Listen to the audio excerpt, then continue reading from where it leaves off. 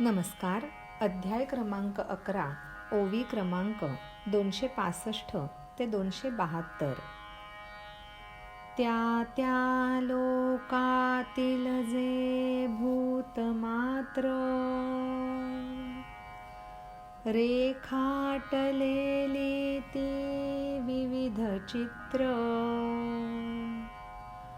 असेच रूप तुझे गंभीर अलौकिक पडे दृष्टीस. दिव्य दृष्टी जी ही झाली प्राप्त, त्याच्याच योगे दिसते मज. बळकट ह्या भुजात जणू काय उत्पन्न झाले आकाश. तसेच देवा तुझे हात एकाच वेळी निरंतर करतात सारे व्यापार.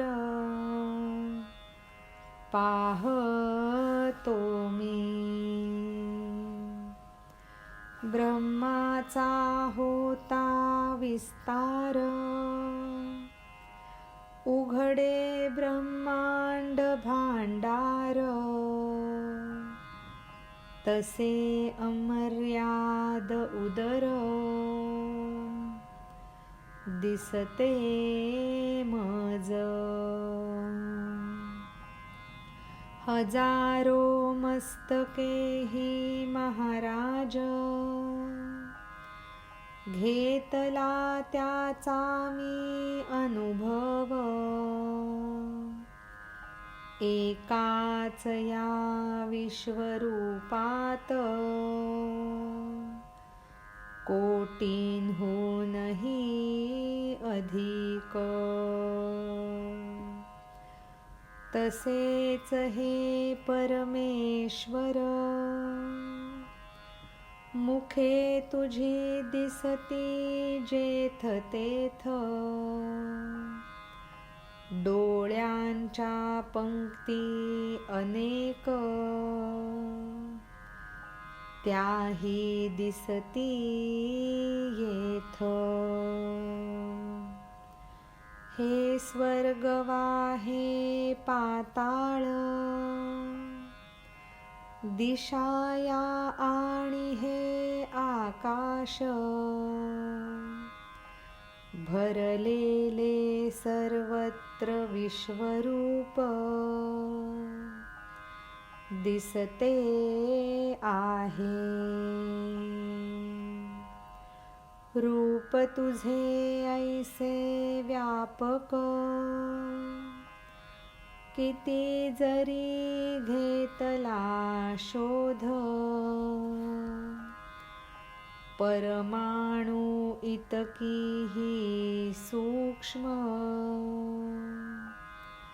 जागा नसे तुझ्या शिवाय.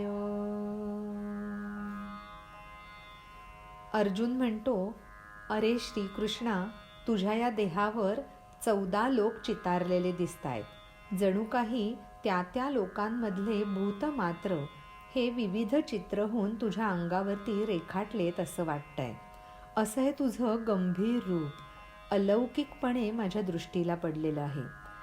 जी दिव्य दृष्टी तू मला प्राप्त करून दिलीस त्या योगेच मला हे सगळं दिसतंय. तुझ्या या बळकट भुजांमध्ये जणू काही आकाश उत्पन्न झालंय. तसंच देवा मी पाहतोय की एकाच वेळी तुझे हात निरंतर सारे व्यापार घडवून आणतायत. ब्रह्माचा विस्तार झाल्यानंतर ब्रह्मांडाचं भांडार उघडावं तसं अमर्याद असं तुझं उदर मला दिसतंय. हजारो मस्तकं ही महाराज तुमची आहेत त्याचा मी अनुभव घेतलाय. या एकाच विश्वरूपात कोटींहूनही अधिक मस्तकं मला पाहायला मिळालेली आहेत. तसेच हे परमेश्वरा, तुझी मुख जिथे तिथे मला दिसतायत. डोळ्यांच्याही अनेक पंक्ती मला इथे दिसतायत. हे स्वर्ग असो वा पाताळ असो, दिशा असो वा आकाश असो, सर्वत्र हे विश्वरूप भरलेलं मला दिसतंय. तुझं रूप इतकं व्यापक आहे की जरी कितीही शोध घेतला तरी परमाणू इतकी सूक्ष्म जागासुद्धा मला तुझ्याशिवाय दृष्टीला पडत नाहीये. अध्याय क्रमांक 11, ओवी क्रमांक 265 ते 272. धन्यवाद. नमस्कार. अध्याय क्रमांक 11, ओवी क्रमांक 273 ते 280. नानाविध प्राण्यांसहित महाभूतांच्याही सह भरला तितुका विस्तार तुझा रे अनंत. आलास तू रे कोठून उभा असशी का बैसलास. सांग तुझी रे माय कोण केवढा तुझा आकार. कसे रे सांग तुझे रूप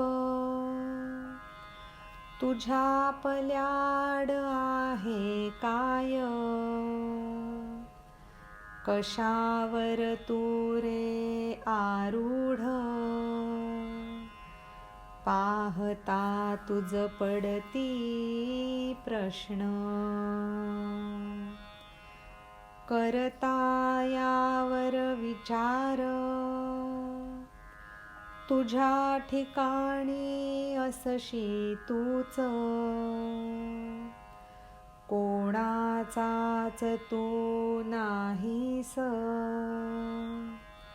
अनादि तू स्वयंसिद्ध. बसलेला ना असशी उभा उंच ही नाना ठेंगणा. वरती तुझ्या अन खाली देवा असशी तुची. तुझ्याच सारखे दुसरे रूप तूच असशी तुझे वय. पाठपोट तुझी ही तूच देवा परेशा. विचार करता वारंवार कळले माझे मलाच. तुझे सर्व असशी तूच अनंता मी सांगावे काय. परंतु तुझ्या या रूपात असे उणीव एकमात्र. आरंभ मध्य वा शेवट दिसेना कुठेच. अर्जुन श्रीकृष्णाला म्हणतो, नानाविध प्राण्यांसहित महाभूतांच्याही सह तुझा हा विस्तार पूर्णपणे भरलेला आहे. अरे तू आलास कुठून? तू उभा आहेस का बसलायस? तुझी आई कोण? तुझा आकार तरी केवढा आहे? तुझं रूप नक्की कसं बरं आहे? तुझ्या पलीकडे काय आहे? तू कशावर आरूढ झालायस का? तुला पाहून असे असंख्य प्रश्न माझ्या मनामध्ये येत आहेत, पण त्यावर विचार केल्यावर जाणवतंय की तुझ्या ठिकाणी तूच आहेस. तू कुणाचाच नाहीस. तुला कुठलीही सुरुवात नाही. तू स्वयंसिद्ध असा आहेस. ना बसलेला, ना उभा, ना उंच, ना बुटका. तुझ्या वर आणि तुझ्या खाली काहीच नाही. तू आणि तूच आहेस. तुझं रूप हे तुझ्यासारखं आहे. तूच तुझं वय आहे. पाठ आणि पोट तुझीही तूच आहेस. विचार करता मला वारंवार असं वाटतंय की आता मला कळलंय, जे जे काही सर्व आहे ते तूच आहेस. आता अनंता मी वेगळं काय सांगावं? पण तुझ्या या रूपामध्ये एक उणीव मात्र आहे. तुला आरंभ नाही, तुला मध्य नाही आणि तुला शेवटही नाही. अध्याय क्रमांक 11, ओवी क्रमांक 273 ते 280. धन्यवाद. नमस्कार. अध्याय क्रमांक 11, ओवी क्रमांक 281 ते 288. तुझ्या ह्या विश्वरूपात शोधले मी ह्या तिन्हीस, कोठेच ना त्यांचा थांग, नाहीत येथे ते निश्चित. आरंभ मध्य अंतहीना, अरे तू त्रैलोक्य नायका. पाहिले मी तुला विश्वरूपा, खरोखर. विश्वरूपी या देहावर उमटल्या मूर्ती विविध अनेक, म्हणून वाटते अंगावर धारण केली सवस्त्रे विविध. अथवा वाटे जणू की मूर्तिरूपी वृक्षवेली, दिव्य फळा फुलांची घालून लेणी,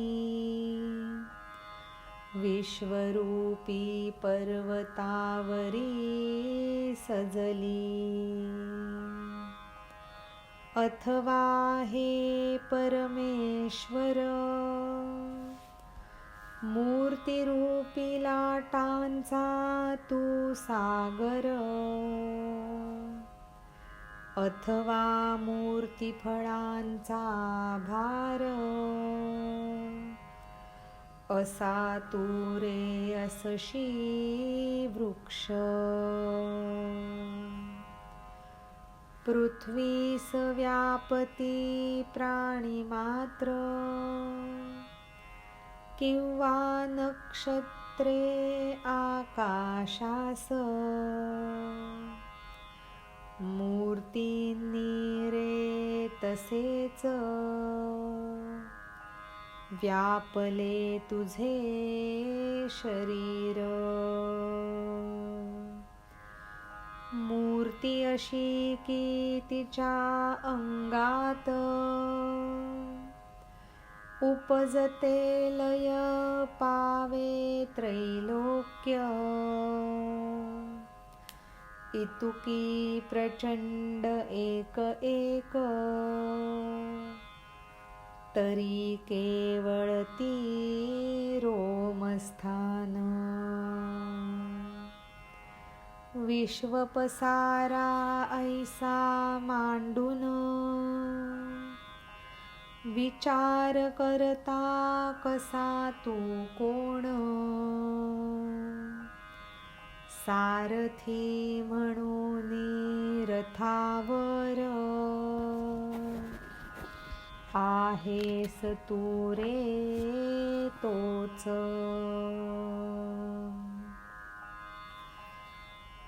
पुढे अर्जुन म्हणतो, अरे श्रीकृष्णा, तुझ्या ह्या विश्वरूपामध्ये आदी, मध्य आणि अंत या तिन्हीचाही मी शोध घेतला, पण ते इथे निश्चितच कुठेही नाही आहेत. तेव्हा आरंभ, मध्य आणि अंतहीन अशा तू त्रैलोक्य नायका, तू मला हे विश्वरूप दाखवलंस आणि ते मी खरोखर पाहिलं. विश्वरूपी या देहावर अनेक विविध मूर्ती उमटलेल्या मला वाटतायत. अंगावरती जणू काही तू त्या मूर्तींची चित्र असलेली विविध वस्त्र धारण केली आहेस असंही त्यामुळे वाटतंय. किंवा असं वाटतंय की मूर्तिरूपी वृक्षवेली किंवा दिव्य फळाफुलांची लेणी घालून पर्वतावरती तुझी मोठीच्या मोठी मूर्ती सजली आहे. अथवा हे परमेश्वरा, मूर्तिरूपी लाटांचा जणू काही तू सागरच आहेस असं मला वाटतंय. असंख्य मूर्तींच्या फळरूप भाराने झुकलेला वृक्षही तू मला वाटतोयस. पृथ्वीला सगळे प्राणी मात्र व्यापून टाकतात किंवा नक्षत्र आकाशाला व्यापतात, तसंच तुझं सगळं शरीर विविध मूर्तींनी व्यापून टाकलेली आहे. ही एक एक मूर्तीसुद्धा अशी आहे की जिच्या अंगामध्ये अख्खं त्रैलोक्य उपजावं आणि लय पावावं, इतकी प्रचंड. पण तरीसुद्धा तुझ्या शरीरामध्ये ती केवळ एका रोमस्थाना इतकी आहे. विश्वाचा हा असा पसारा मांडून विचार केला तर वाटतं तू कोण आहेस? तर सारथी म्हणून ह्या रथावर बसलेला तोच का तू? अध्याय क्रमांक 11, ओवी क्रमांक 281 ते 288. धन्यवाद. नमस्कार. अध्याय क्रमांक 11, ओवी क्रमांक 289 ते 296. श्रीकृष्णा करता विचार, असाच असशी तू व्यापक, भक्तांवर करण्या अनुग्रह, सगुण होतो सगुपचुप, चतुर्भुज हे सावळे रूप, सुखवी नेत्र सुखवी मन, आणि देता आलिंगन, दो बाहूंच्या येते कवेत, विश्वरूपा हे देवा, सुंदर रूपात तुम्ही असता, परंतु मलिन या दृष्टी अमुचा, साधारण समजती तुझला, दृष्टीदोष तो झाला दूर, दिले समज तू ज्ञान नेत्र, तुझी थोरवी जाणण्यास, झालो समर्थ मी म्हणूनच, मकरतुंडाच्या पाठीस, झालेला तू विराजमान, पुढे झालास विश्वरूप, जाणलो मी हे निश्चित,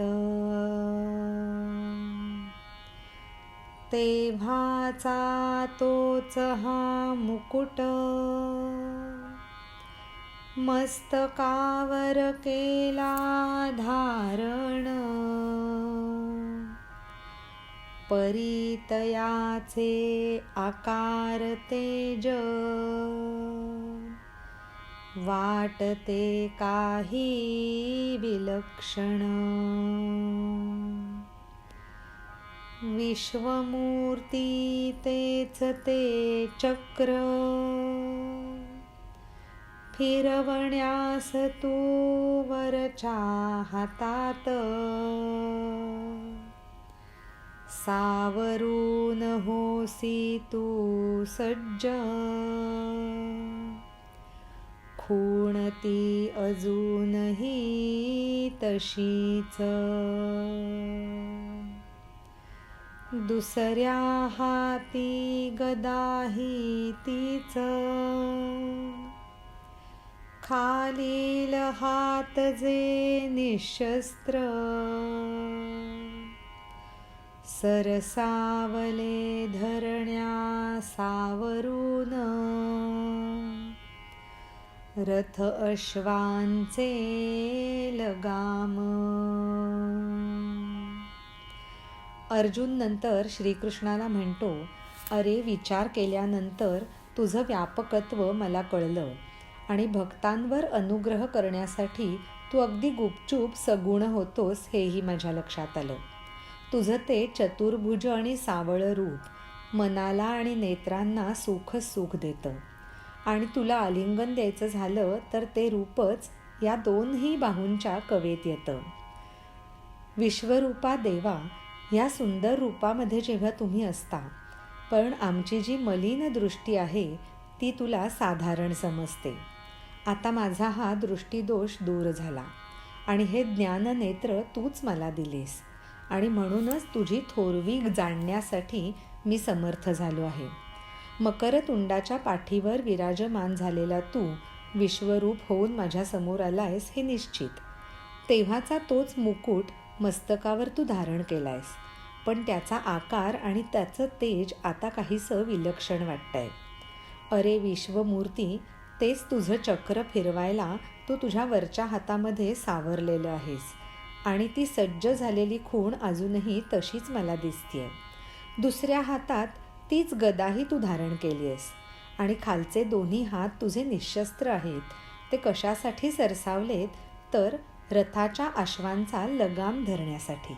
अध्याय क्रमांक 11, ओवी क्रमांक 289 ते 296. धन्यवाद. नमस्कार. अध्याय क्रमांक 11, ओवी क्रमांक 297 ते 304. आणि त्याच त्या आवेशात सहज बोललो मी माझी आस. एकाएकी केले सधारण विश्वरूप. परंतु कसे हे नवल आश्चर्यास नाही पारावार. चित्त जातसे गोंधळून विस्मयाने. आहे का नाही हे विश्वरूप श्वासही अडतो करता विचार. अंगप्रभेचा हा चमत्कार एकसारखी ती भरली दाट. तेज असे हे इतुके तीव्र दृष्टीही जातसे करपून. सूर्यही जाती मावळून काजव्यासम. सृष्टी गेली जणू बुडून महातेजाच्या या सागरात. अथवा झाकोळले गगन कल्पांत विजेचा ओढुनी पदर. तेजज्वाळा त्या तोडून आकाशी बांधला मांडव. ज्ञानदृष्टी सहिना होई सहन विश्वरूपाचे त्या दिव्य तेज. प्रकाश तो ऐसा बहुत अधिकाधिक आणि दाहक. पेटत असे भडकावून, दिव्य चक्षुंसही होई त्रास. महाप्रलय अग्नीचा भडभडाट, कालाग्निरुद्रात होता गुप्त. पसरला तो जेथ तेथ, शंकराचा उघडता तृतीय नेत्र. अर्जुन श्रीकृष्णाला म्हणतो, त्याच त्या आवेशामध्ये मी सहज माझी आस बोलून गेलो आणि एकाएकी आपण विश्वरूप धारण केलं. पण हे कसं नवल आहे की माझ्या आश्चर्याला पारावार उरला नाही. अत्यंत विस्मयित होऊन माझं चित्त जणू काही गोंधळून गेलेले आहे. हे विश्वरूप आहे का नाही असा जर विचार केला तर माझा श्वासही अडतो. तुझ्या अंगप्रभेचा हा चमत्कार, जी एकसारखी सर्वत्र दाट अशी भरलेली आहे. हे तेज इतकं तीव्र आहे की जणू काही दृष्टी करपून जाईल असं वाटतंय. काजवा जसा एखाद्या तेजासमोर मावळावा तसे खुद्द सूर्यसुद्धा ह्या तेजासमोर मावळून जात आहेत. सृष्टी जणू काही बुडून गेली आहे या तेजाच्या ह्या महासागरामध्ये, किंवा सगळं गगन झाकोळून गेलंय कल्पांत विजेचा पदर ओढून. त्या तेजाच्या ज्वाळा तोडून आकाशी जणू काही मांडव बांधलाय असं वाटतंय आणि ते तेज ह्या ज्ञानदृष्टीला सहन होत नाहीये. प्रकाश हा असा एवढा मोठा आहे की तो अत्यंत दाहक वाटतोय आणि असं वाटतंय की त्याचा हा भडका पाहून दिव्य चक्षूंनाही त्रास होईल. महाप्रलयात अग्नीचा भडभडाट व्हावा आणि काळाग्नी रुद्रामध्ये तो गुप्त व्हावा, तसाच जणू काही शंकराचा तृतीय नेत्र उघडावा, असंच हे तेज जिथे तिथे पसरून राहिलेलं आहे. अध्याय क्रमांक 11, ओवी क्रमांक 297 ते 304. धन्यवाद. नमस्कार. अध्याय क्रमांक 11, ओवी क्रमांक 305 ते 312. पसरलेला हा प्रकाश, पंचाग्नी ज्वाळांचे वेढे पडून, ब्रह्मांड होतसे जळून, कोळशासम. तेजरासही अद्भुत, आश्चर्यकारक हे तुझे रूप. जन्मात माझ्या मी पाहिले आज, तेज व्याप्ती तुझी असीम. देवा तू ओंकारा पल्याड, आपण आहात परब्रह्म. वेद पुराणे शोधतात, घर आपुले. आकार मात्रांचे तुझे घर, विश्वरूपी ठेव्याची खाण एक. अविनाशी गहन अव्यय, महाराज आपण. धर्माचा जिव्हाळा असशी तूच, नित्य नूतन सिद्ध तू मुळातून. सदतिसावे असशी तू तत्व,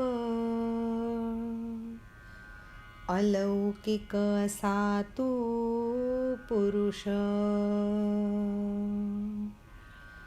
आदिमध्य अंतरहित, स्वसामर्थ्ये तू असा अनंत, असंख्य हात पाय चहूकडून, स्वरूप तुझे अमर्याद. चंद्र सूर्य हे तुझे नेत्र, कोप कृपेच्या लीला दावतात. तमोदृष्टीने कधी करसी राग, सांभाळसी कोणा तू कृपावंत. ऐसे देवा तुझे स्वरूप, पडतसे माझ्या दृष्टीस. प्रलयाग्नीचे जसे तेज, तसे भासते तुझे हे मुख.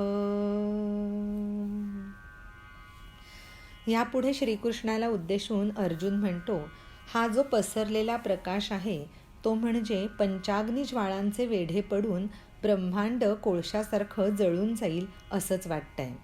ही तेजाची रास इतकी अद्भुत आहे आणि तुझं हे रूप एवढं आश्चर्यकारक आहे की मी माझ्या जन्मात हे असं पहिल्यांदाच पाहिलं. तेजाची व्याप्ती अत्यंत असीम अशी आहे. देवा, तू ओंकाराच्या पलीकडे आहेस. आपण स्वतः परब्रह्मच आहात.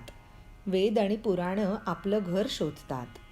आकार मात्रांचं तुमचं घर म्हणजे विश्वरूपी ठेव्याची एक खाणच आहे. अविनाशी, गहन, अव्यय असे महाराज आपण आहात. धर्माचा जिव्हाळा म्हणजे आपण.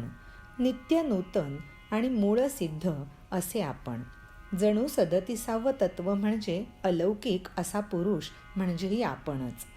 आदी, मध्य आणि अंतरहित स्वसामर्थ्याने आपण अनंत असे आहात. असंख्य हातपाय चहू बाजूनी असलेले अमर्याद असे स्वरूप आपण आहात. चंद्र सूर्य हे तुझे नेत्र आहेत. कोप आणि कृपेच्या लीला ते दाखवतात. तमोदृष्टीने कधी आपण राग करता आणि कुणाकुणाचा सांभाळ करता असे आपण कृपावंत आहात. देवा, असं आपलं स्वरूप माझ्या दृष्टीला पडतंय. प्रलयाग्नीच्या तेजासमानच तुझं मुख मला भासतंय. अध्याय क्रमांक 11, ओवी क्रमांक 305 ते 312. धन्यवाद. नमस्कार. अध्याय क्रमांक 11, ओवी क्रमांक 313 ते 320. वणव्याचा भडका उडून,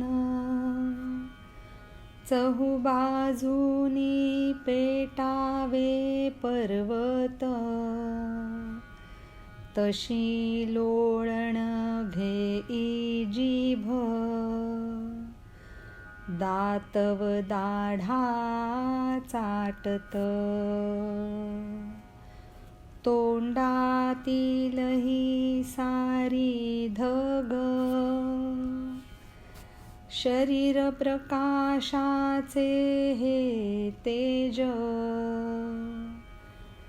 संतप्त झाले खवळून विश्व सारे. भूलोक तसेच पाताळ,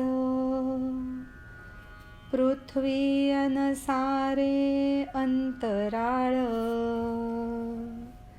दश दिशाही सभोवार,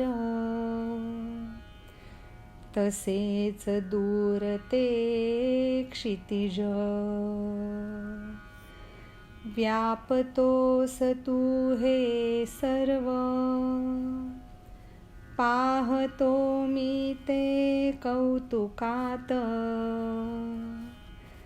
परिरूप हे भयंकर, जग बुडावे आकाशासहित. अद्भुत रसाचे तरंग, 14ही भुवनांना वेढतात. इतुके हे सारे नवल, कसे व्हावे याचे आकलन. व्यापकत्व हे विलक्षण, सहनन होई हे रूप प्रखर. सुख सोडूनी भासे जग, मुठीत धरुनी ठेवे प्राण.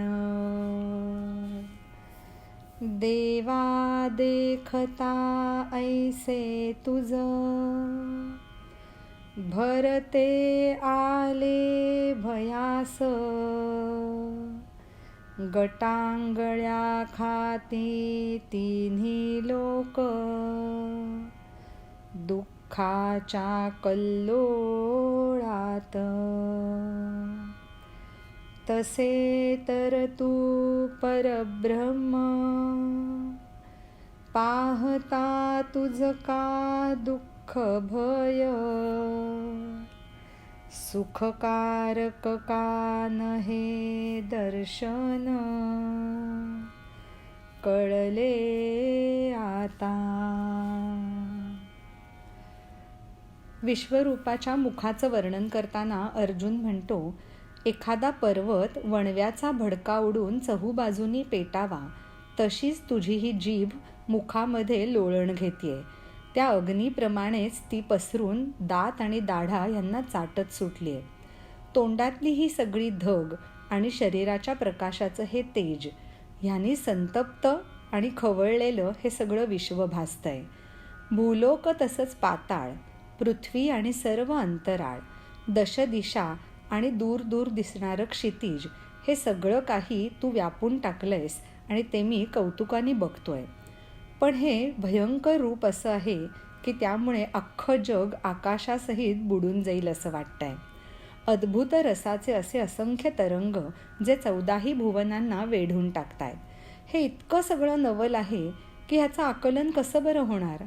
असं हे विशाल आणि विलक्षण व्यापकत्व आणि सहन न होणारं प्रखर रूप, जणू काही सगळं जग सुख सोडून देऊन प्राण मुठीत धरून बसलंय. देवा, तुला असं बघितल्यानंतर वाटतंय की भयाला भरतं आलंय आणि तीनही लोक दुःखाच्या कल्लोळामध्ये गटांगळ्या खातायत. खरं तर तू परब्रह्म आहेस. तुला पाहून दुःख आणि भय का बरं वाटावं. हे दर्शन सुखकारक नाही एवढं मात्र मला कळलंय. अध्याय क्रमांक 11, ओवी क्रमांक 313 ते 320. धन्यवाद.